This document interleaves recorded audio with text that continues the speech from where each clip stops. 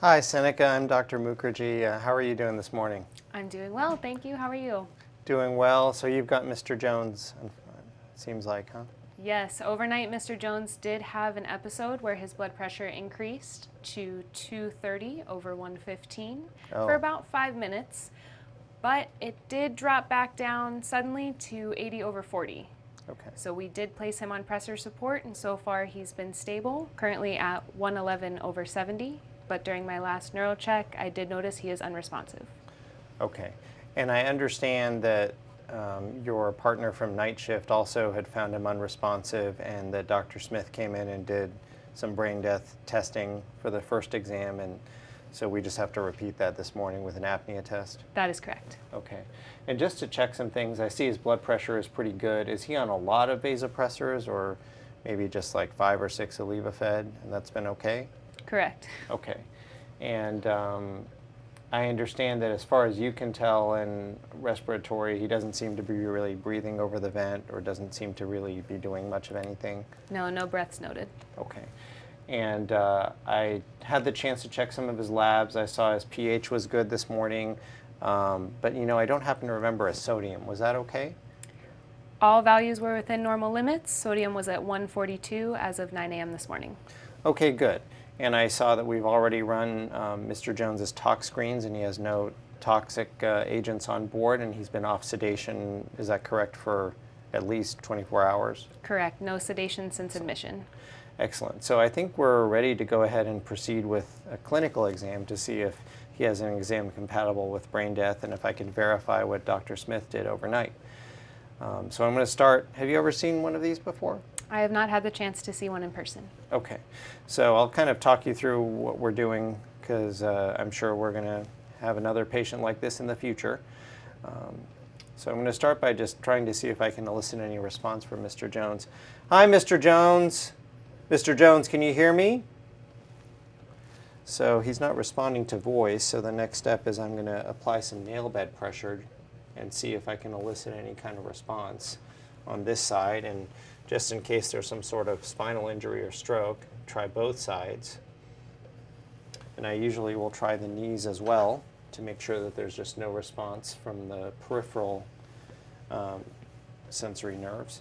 And then the next step is we do a sternal rub, and this is, I always warned families when I'm doing this because it obviously looks very uncomfortable, but Mr. Jones, are you able to wake up, sir?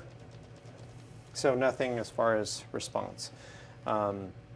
So kind of the next step would be kind of going through all the different cranial nerves that are involved in assessing his brainstem function, because we know that he's not really doing any of the higher functions. So we're going to check Mr. Jones's pupillary response here. And notice the right pupil is fixed and dilated. It's at least 8 millimeters. And the left pupil is about 7 millimeters, and likewise not responsive to light. So that's the first indication that Mr. Jones is not responding to us. The next thing that we can do is assess his coffin gag. So to assess the cough, you may have seen some folks just do this with the breathing tube, but that's not really enough to truly make sure that there's no cough reflex present. So you actually have to suction the patient and get this suction catheter all the way down to make sure that we're stimulating the trachea, and suction the patient. And normally a patient should cough, but Mr. Jones is not. The normal ventilator alarms will sometimes go off when you're trying to do this, and you can just silence that real quick. The next step would be to look at the pharyngeal response, which tests the 9th cranial nerve. So the way we can do that is use a standard Yankauer suction catheter and carefully make sure not to dislodge the endotracheal tube, but stimulate the oropharynx in the back of the throat and see if that elicits any kind of response, like a gag. And in this case, that doesn't seem to be having an effect either. So for the next test we're going to do, could I get one of those little gauze cotton swabs there? Here you go. What we're going to do is check the corneal reflex. So this is a sensory response where the patient will blink if the cornea is stimulated. So just gently lift up the eyelid here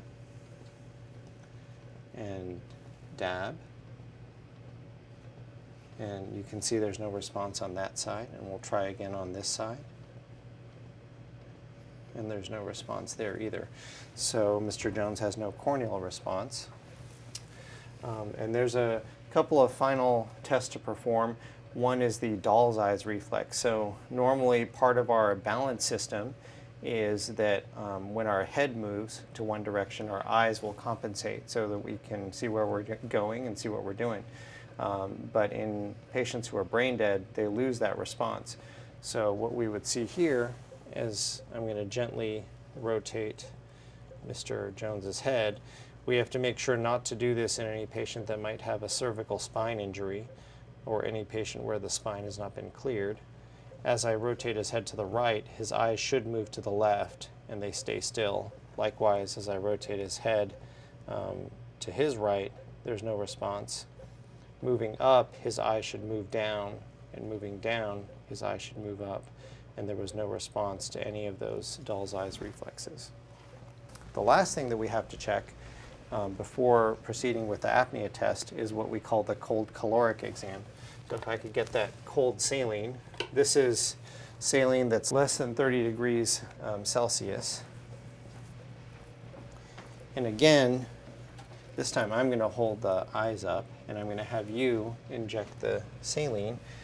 And what we would normally see,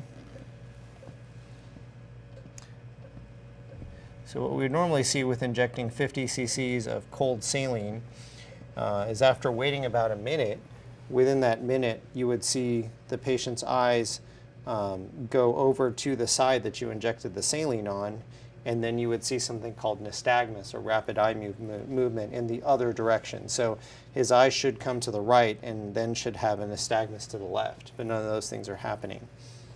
So we would wait after about a minute and not seeing any response. We'll go ahead and do the other side, and I guess I'll have you help hold his eyes up for me. This time I'll inject over here. There you go. Injecting the saline, cold saline, into the ears. And what you can see there is, again, there's no response. The eyes are not moving at all. They're staring straight ahead in a fixed fashion. So this is another example of a vestibulo-ocular response where stimulation of the 8th cranial nerve should then activate a change in the eye movement from the 2nd, 3rd, and 6th cranial nerves. But there's nothing happening. So now we've verified that Mr. Jones has no response to any kind of painful stimuli or to voice. We've verified that he has no cough, no gag, no corneal reflexes, no doll's eyes or vestibulo-ocular reflexes, and that he has an abnormal response to the cold calorics. So this is what we call an exam consistent with brain death in a patient with normal laboratory values and a hemodynamically relatively stable patient who's maybe just on a little bit of vasopressor agents to support their blood pressure. Seneca, do you know what the next step is going to be? I believe we could check for respiratory function. That's exactly right. So the most basic response that defines being alive is breathing. The response of elevated carbon dioxide in the blood is a very powerful stimulus for the patient to breathe on under his or her own power. So what we do in this situation is we take away the ventilator support while maintaining some oxygen flow that goes down through the endotracheal tube to make sure that his oxygen levels don't go down. And then we simply wait for 8 to 10 minutes to see if Mr. Jones will breathe. We check our blood gas before and afterwards, and we verified that his CO2 on the blood gas is 40. It's within the normal range. And we're going to wait about 8 minutes, and after that 8 minutes, we're going to make sure, number one, that Mr. Jones hasn't breathed at all during those 8 minutes, and number two, we're going to check another blood gas and make sure that his blood gas has gone up either to 60 or by at least 20 points. So to accomplish this, what we're going to have to do is we're going to turn off the ventilator. We've already checked our blood gas, so I'm going to put this off and go to standby here. And then I'm going to actually disconnect the ventilator. And what we have here is a little suction catheter, a little catheter with oxygen that's going to go down into Mr. Jones's trachea. If I can find it. Oh, here it is. So we're going to insert this down into the trachea here, and then we're going to turn on the flow of oxygen to make sure that he's getting oxygen diffusing all the way into his lungs, so that he's not going to have any complications from low oxygen level. So we've done that. We've got the oxygen going, and now we're simply going to wait for about 8 minutes and see if there's any respiratory response. All right, Seneca, so it's 8 minutes later, so the next step is? I have not seen any breaths, and the ABG have come back. Looks like we have a PaCO2 of 72. Okay, so that means that his CO2 has gone up quite significantly.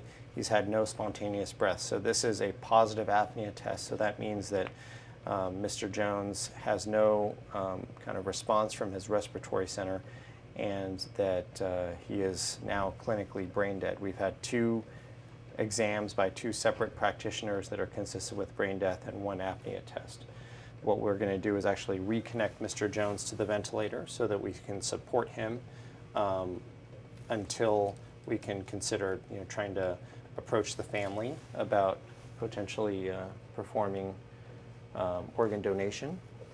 And that will be done by our OneLegacy representative. In the meantime, we'll continue to support Mr. Jones and take care of him. We have to, unfortunately, give some very difficult news to Mr. Jones's family. So we'll make sure to have the social worker and some other folks and perhaps a chaplain by to help us kind of break this news to the family. And then we'll kind of set the stage for our OneLegacy representatives to approach to be able to potentially consent for organ donation.